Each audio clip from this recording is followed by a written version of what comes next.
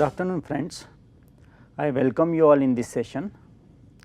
As you are aware, in previous session we discussed about probability distributions and we have worked out couple of exercises.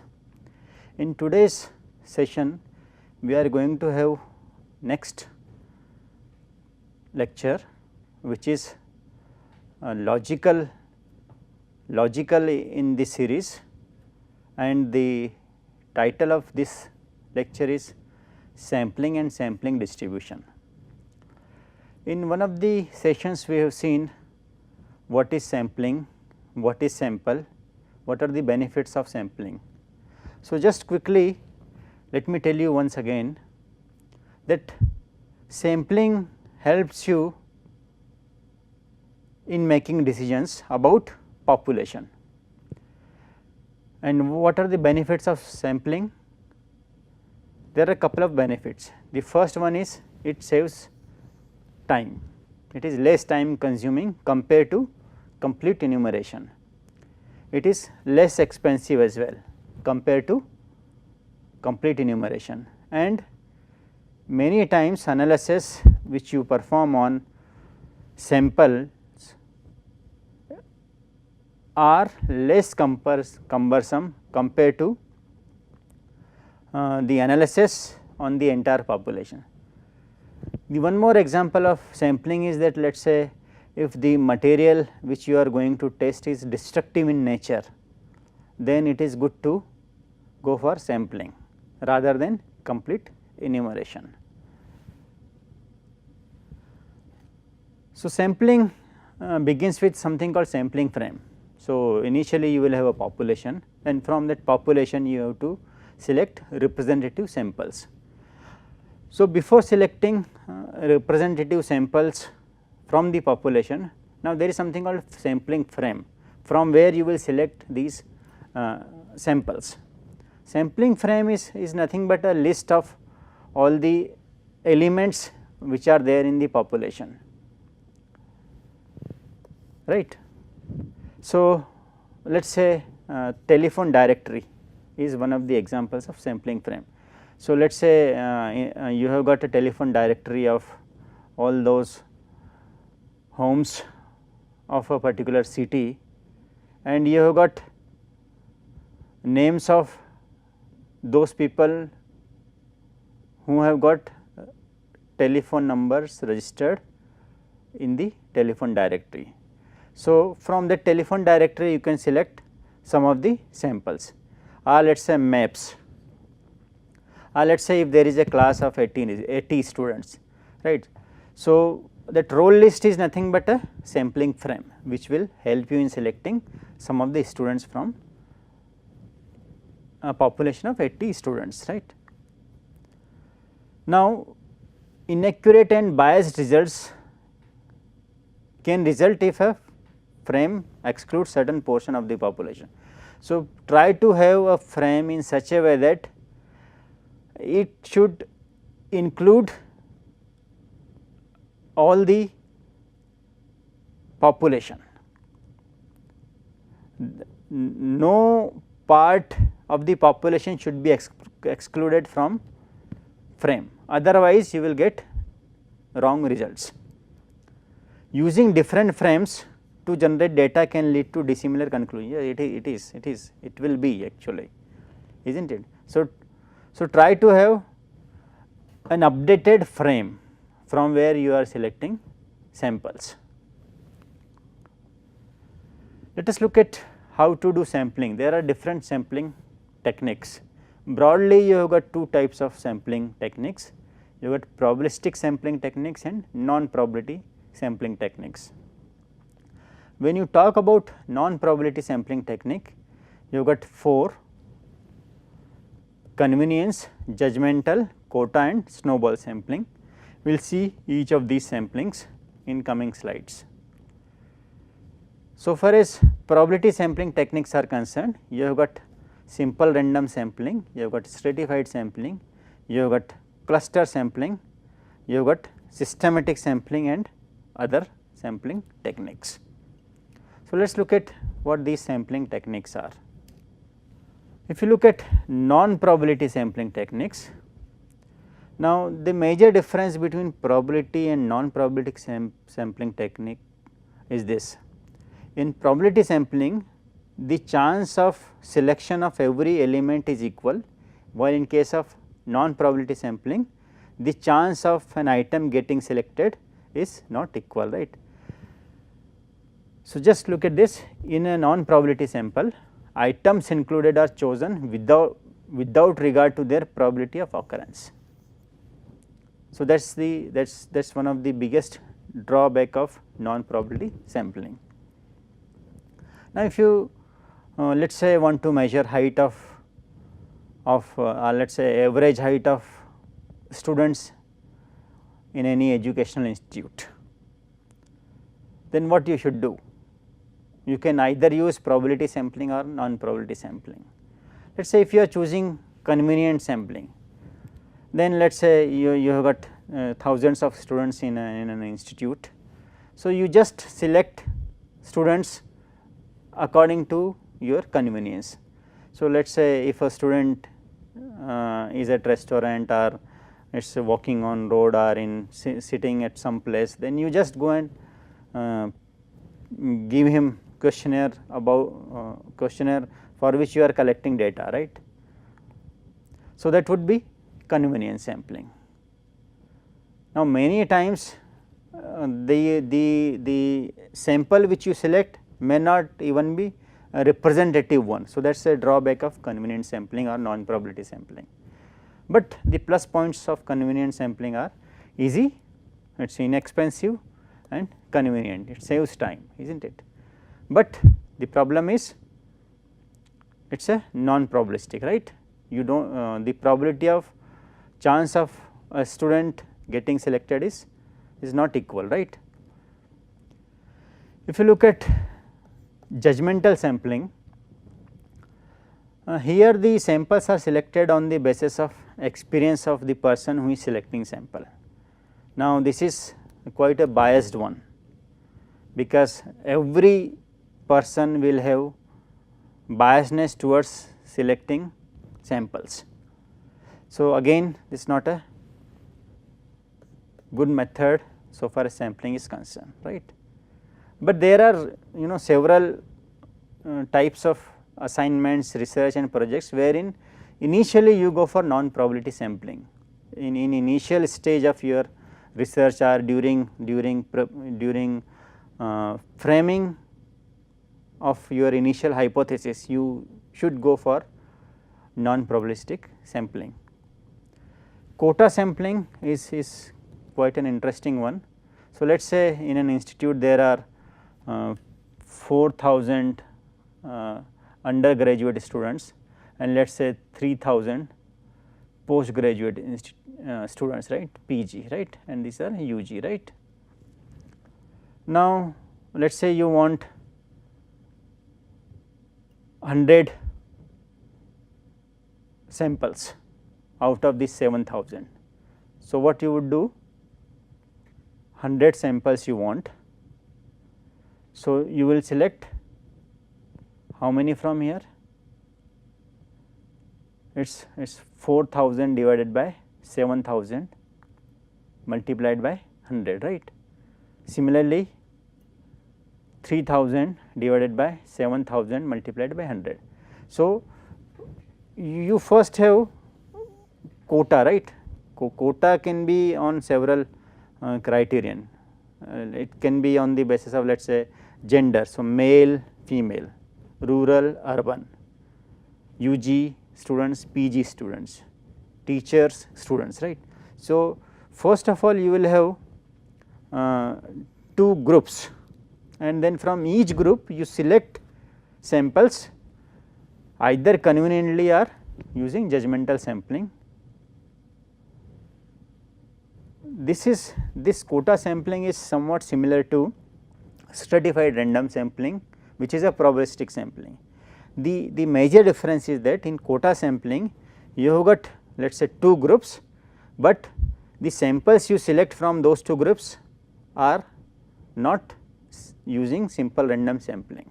They are just selected on the basis of convenient sampling or judgmental sampling. The fourth one is snowball sampling. Snowball sampling is again a non-probabilistic sampling technique, wherein what you do, you select a sample and then you take referrals from him. You ask a similar kind of sample from him and then you approach the second one and so on, right. For example, if you are looking for a male, a widowed male who is 80 years old, right. So, first you talk to one person who is 80 years of age and widow as well, then you talk to him and ask him, is there any other person similar to him who is also more than of 80 years of age, then he will give you certain references, right. So, you just talk to them. So, over a period of time you will have lots of samples, right. So, this is known as snowball sampling.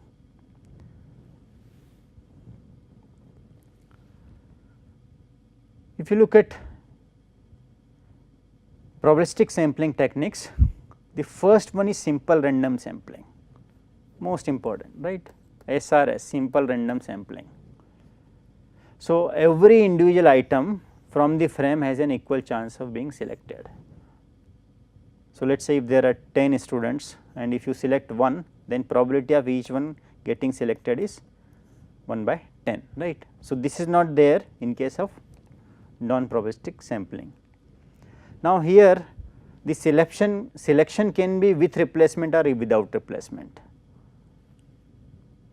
So, with replacement means the selected individual is returned to the frame for possible reselection. Here the selected individual is not returned to the frame. So, every time let us say if you go for without replacement, so your population will reduce by let us say 1 unit, is not it.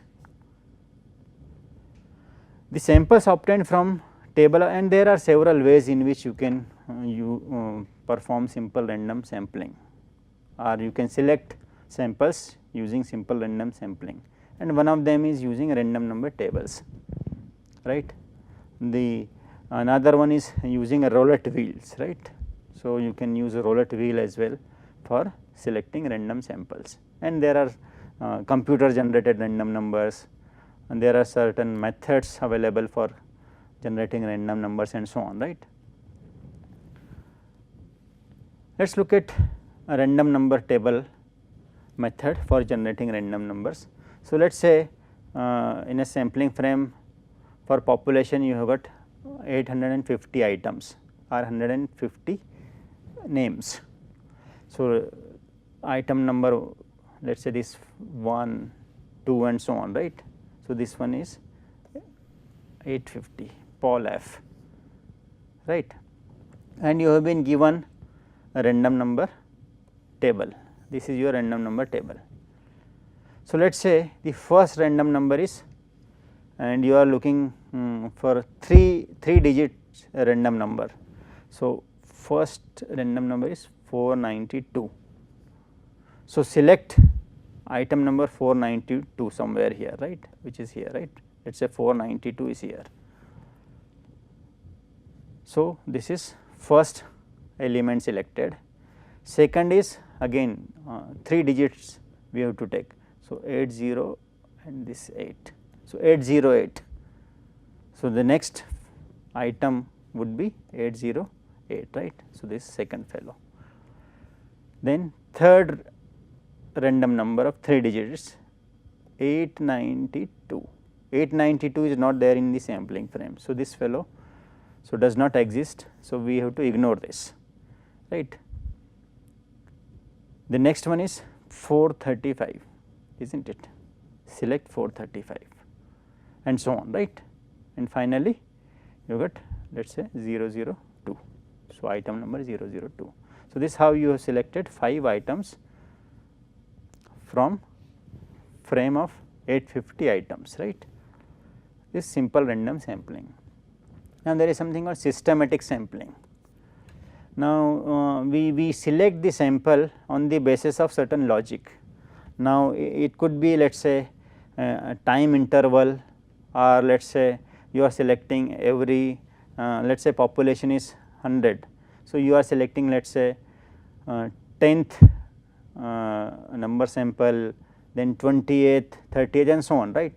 So, you can have some logic, right, either time or some other criterion, right. So, let us say you have got population n and sample size is small n, right. So, you want to know the how many groups would be there. So, k is equal to capital N by small n, right.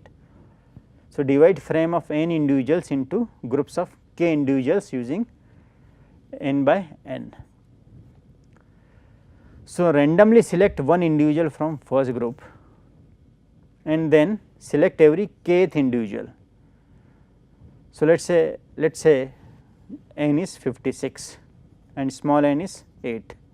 So, capital N by small n is 7. So, you will have groups of, so every 7th person would be selected. So, let us say this first, second, third, fourth, fifth, sixth and this 7th, right, from first group, right. So, this is your second group, third group, fourth group, right. So, after this again first, second, third, fourth, fifth, sixth, seventh, right, and so on, right. You can ignore for the time being all these, right. Okay.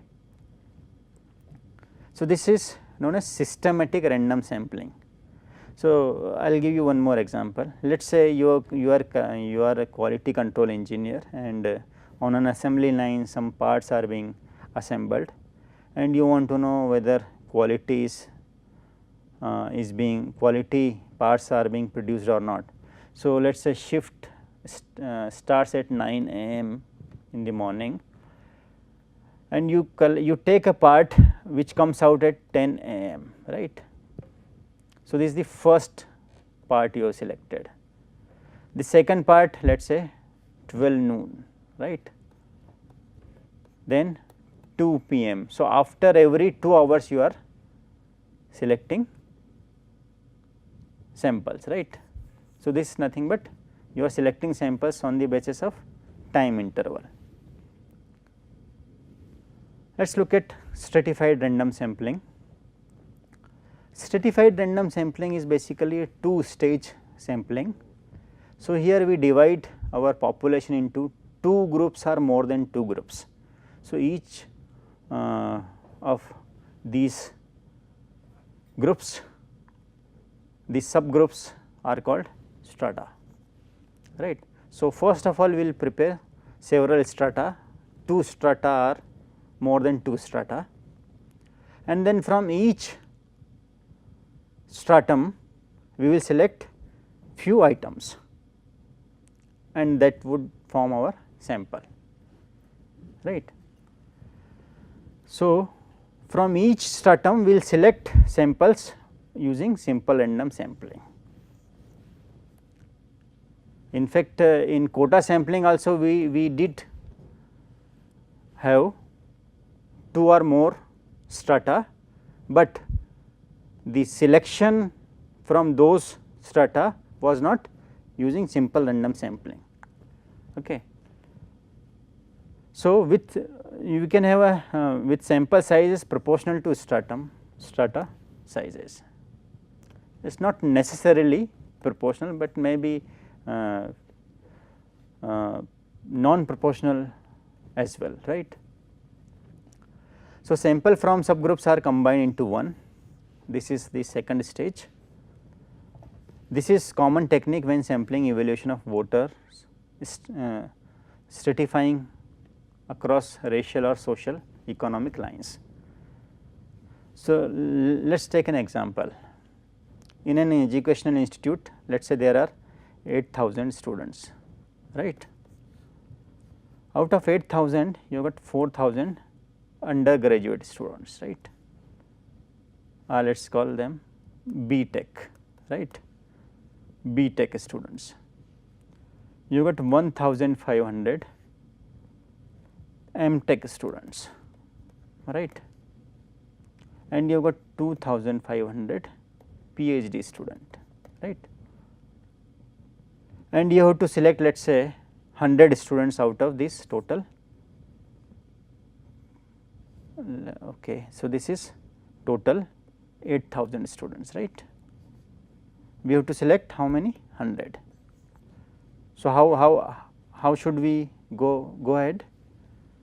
So this is 4000 divided by 8000 into 100, right.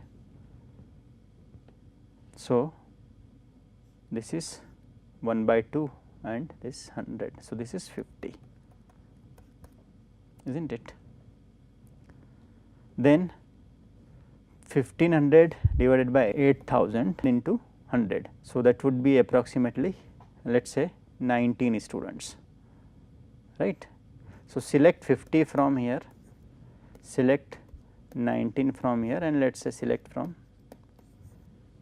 31 from this. So this total becomes 100. So what we are saying, we have selected these samples proportion to their original numbers in total population, right. So this is known as stratified random sampling. This is two stage sampling. Which are those two stages?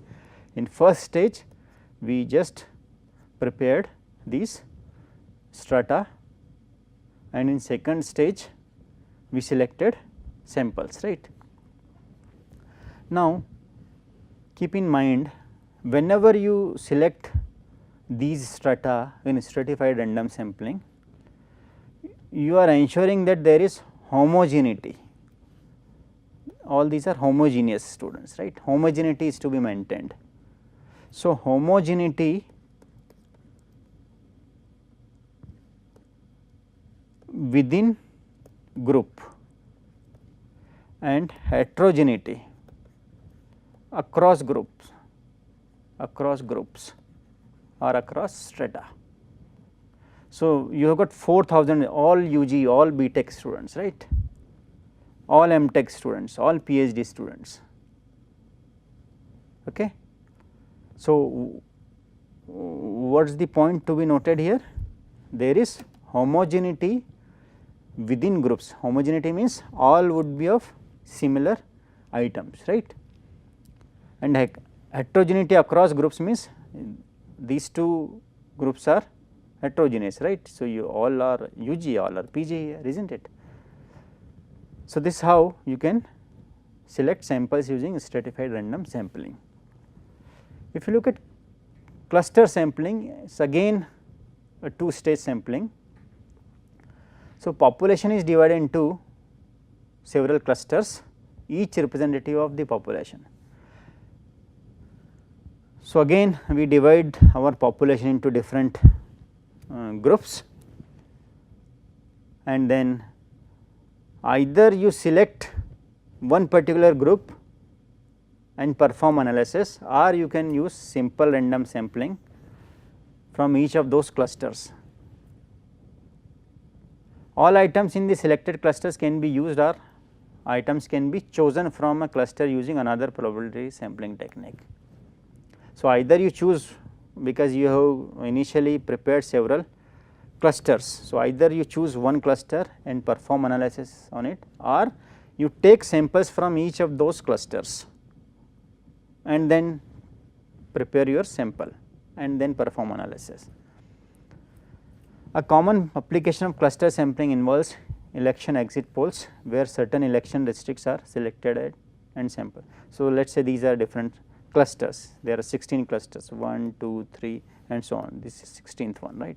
So randomly selected clusters for sample. So you just take one cluster and perform analysis, or if you wish you take samples from each of these 16 clusters. Now what is the difference between previous one and this one? Keep in mind, here in cluster sampling there is heterogeneity within groups and homogeneity across groups.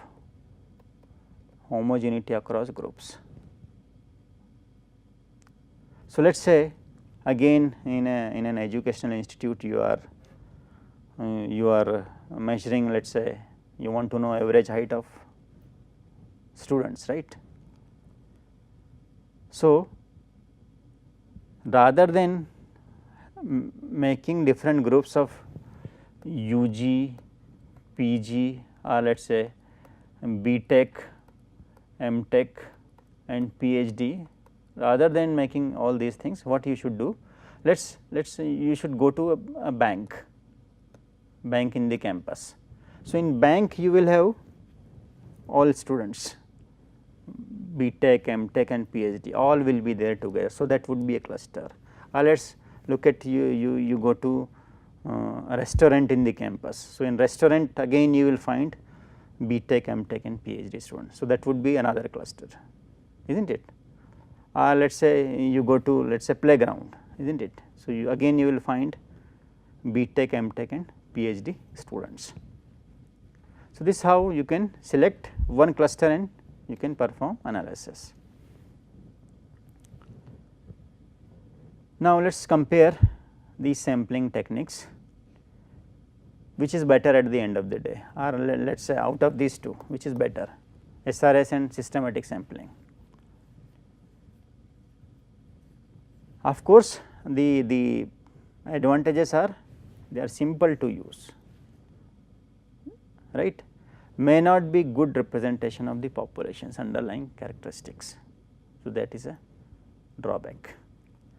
If you look at stratified sample or stratified sampling, it ensures a representation of individual across entire population. So, this is out of all these 4, this one would be preferred, because it ensures representation of individual cluster across entire population. Though cluster sampling is also good, this is not a bad one. However, the advantage of cluster sampling is that it is more cost effective compared to stratified sampling, but it is less efficient. So, cluster sampling is less efficient, more cost effective, but stratified sampling is accurate one, accurate, and it represents representation of individuals across entire population. So, if someone asks you which is the best out of all these 4, then you can say stratified random sampling, right. So, let me summarize what we have done in today's session. We have looked at different sampling techniques. In initial few minutes of this session, we discussed about advantages of sampling, and then we have looked at probabilistic and non-probabilistic sampling. In non-probabilistic sampling, we have seen convenient sampling, judgmental sampling, quota sampling and snowball sampling. In probabilistic sampling, we have seen 4 methods. We have seen simple random sampling, we have seen stratified sampling, we have seen cluster sampling, and we have seen systematic sampling. And when we compared all these samplings, we found that stratified random sampling is the best one to use. So, if you are doing any survey, then initially you should go for non-probabilistic sampling, because those techniques will help you in getting some initial idea about the hypothesis which you are going to use in your project or in your research. So, with this let me complete this session. In next session, we will talk about sampling and sampling distribution, which is again quite an important topic. Thank you very much.